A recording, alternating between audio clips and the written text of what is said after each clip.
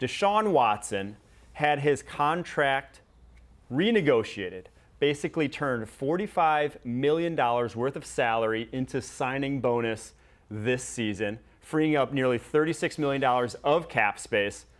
And so I'm going to try to give the folks at home a full breakdown of what exactly this means, because there's a lot of reports out there, because the cap is kind of this black box that a lot of people don't quite fully grasp at times, and especially with this Deshaun Watson situation, which is unique because, if you'll recall, when he signed it, it was fully guaranteed at signing. So some of his years, the salary we're talking about, it doesn't matter that it was salary, it was always guaranteed.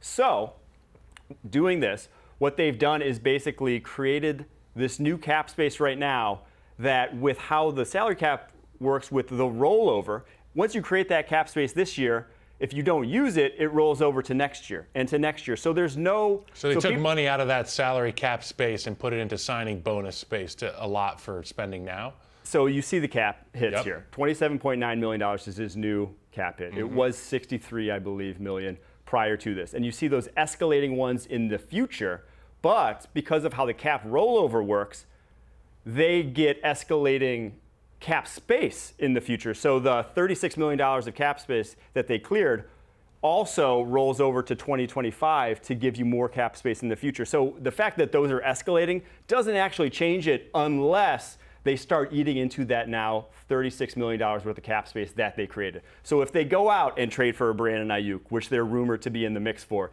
if they go out and, say, trade for a Trent Williams and use up that cap space, then you start eating into future cap hits. But right now, with what they just did, there really is no salary cap implications of it other than they have more money to play with right now. And if they use that money right now, then it starts taking away from the future. But as it stands, really not much of a hit either way. It just is kind of massaging the salary cap rules and how it works. So if I'm a Browns fan, ado about nothing, but gives them the flexibility to trade for Brandon. So if I'm a Browns fan, I'm thinking, hey, I got to get this Ayuk jersey right now and customize it before they go on some astronomical price.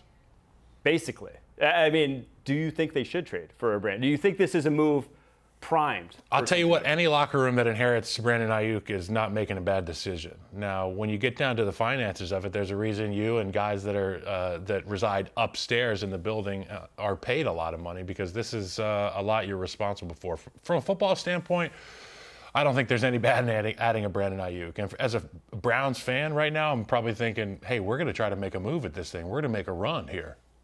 I will say, if I'm the Browns, and I'm Andrew Berry, and I have this that I'm looking at, I'm trying to get this contract off the books ASAP. There's no way they can before 2026. Them's the breaks, unfortunately, with when they signed it.